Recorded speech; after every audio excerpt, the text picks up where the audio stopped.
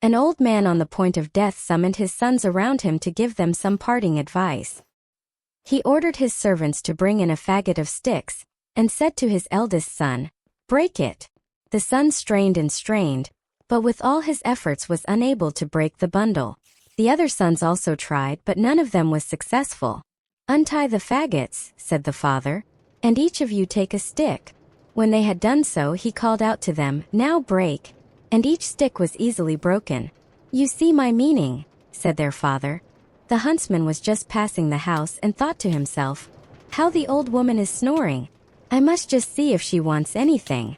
So he went into the room, and when he came to the bed, he saw that the wolf was lying in it. "Do I find you here, you old sinner?" said he. "I have long sought you."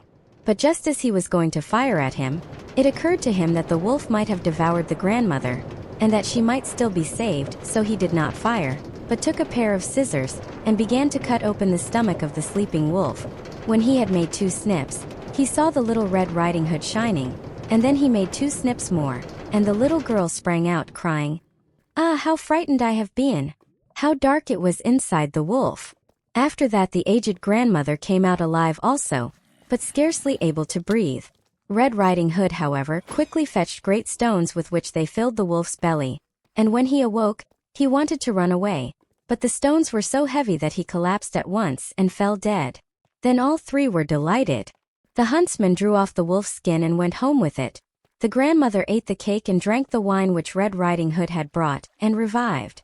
But Red Riding Hood thought to herself, "As long as I live, I will never leave the path by myself to run into the wood, when my mother has forbidden me to do so."